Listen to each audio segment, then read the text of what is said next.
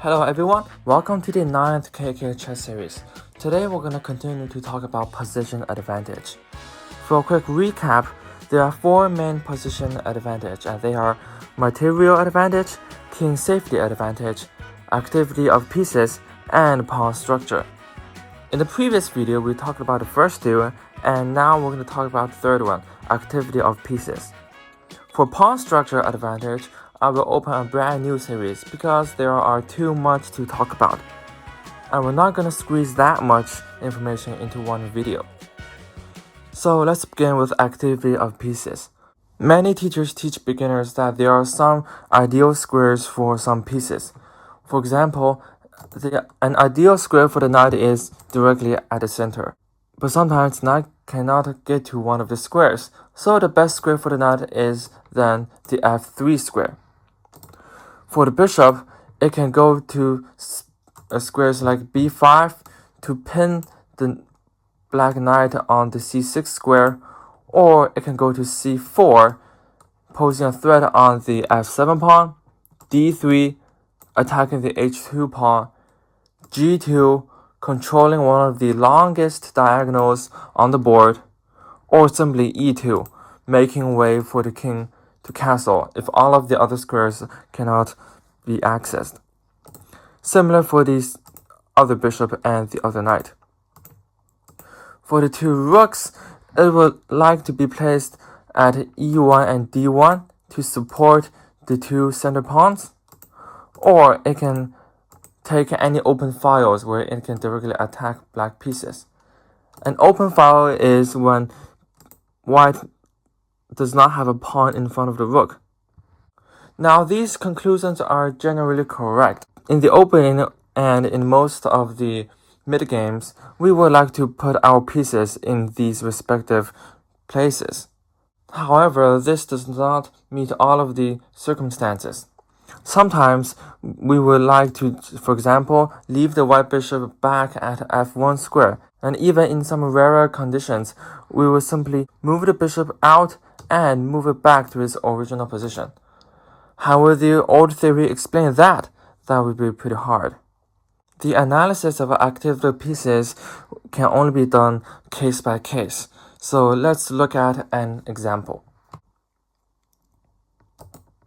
In this position, let's start analyzing all of the 4 criteria.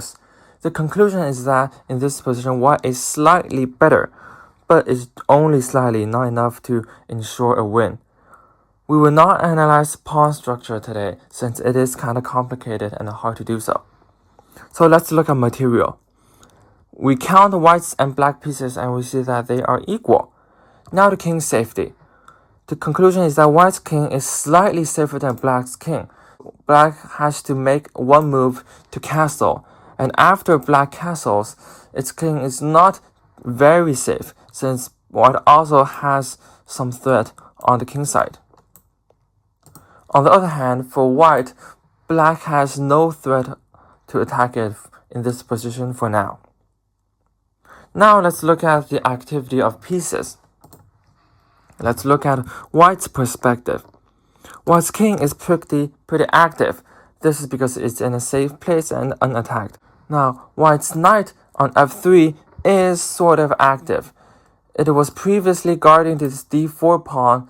Now the d4 pawn is guarded by the e3 pawn. It is free to move to other squares such as g5 and attacking this f7 and h7 pawn. However, although this g5 square is guarded by the e7 bishop, this presence on the f3 ensures that this bishop cannot move away. Now let's look at white's bishop. This bishop is on the best square on the position. It is controlling these 2 long diagonals, threatening the f7 square, and it cannot be threatened by black's pieces. White's rook on f1 is not doing much, but it is also on a pretty good square. This is what we call a file. Before the white rook, there are no white pawns blocking. So after white moves its f3 knight away, this f1 rook is directly aiming at black's f7 pawn. The queen is at a pretty good position at d1 unthreatened, and there's not really a better square for it. White's a1 rook is prepared to go to c1, also claiming an open file. Now we see that White's d2 knight is kind of dumb right here. It is not really doing anything. The conclusion is that White's ideal square for this d2 knight is c5. It attacks pawn and bishop simultaneously. So White's plan is to play knight b3 and then knight c5. Now let's look at Black's pieces. Black's rook on c8, pretty good, controlling an open file. Black's bishop on e7 is also pretty good, guarding the g5 square. Black's queen is also in a pretty good position. It does not have a better square and it is unattacked. Now Black's knight and the dark bishop is in kind of dumb positions. They're not actually doing anything. And Black's king is prepared to castle into a safe position. Now we see that Black has two dumb pieces, this bishop and this knight. They're not really doing anything. We try to find a better square for this knight, but it is hard to do so. It wants to go to c4, but it can't really do so. It wants to go to f5, but it then has to go between e7, which Black must move its bishop away, which leaves this g5 square unguarded. So this knight does not have an ideal square for now. However, this bishop can be better developed. This bishop, we call it a bad bishop in this position because it is related to some things of the pawn structure. Now White's bishop on d3 is a good bishop, so Black will be pretty happy to trade these two pieces. Black can play bishop to b5 to do so. Then Black has to achieve this by moving its c6 knight away. So in this position, although castle is a pretty good move, Engine proposes is knight to b8 and knight to d8. Let's just take knight to b8 as an example.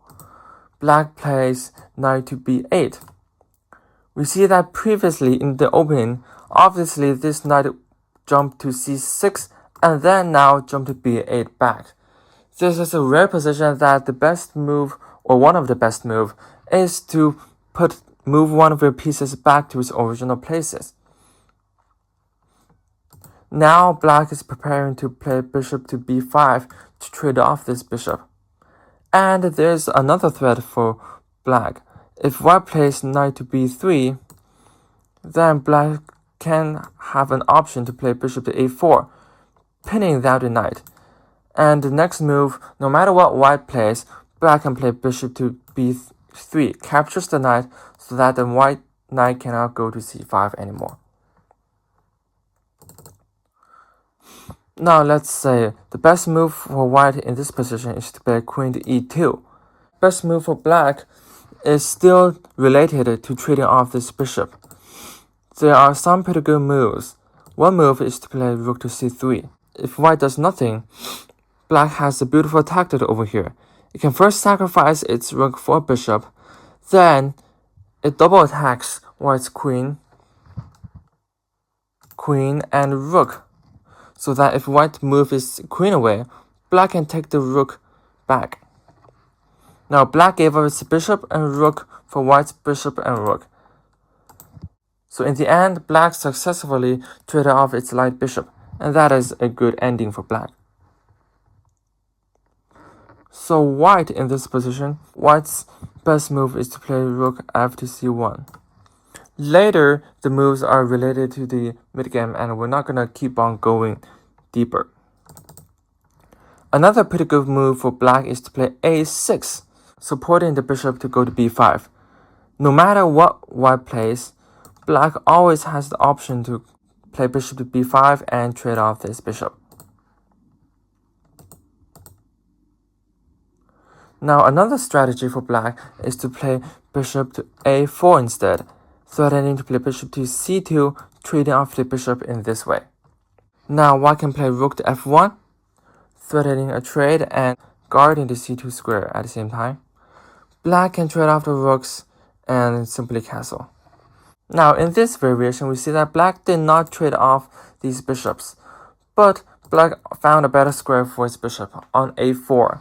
It is unattacked and controls these two white pawns, threatening to play a5. So this is an example where activity of pieces is pretty important. And thank you all for watching.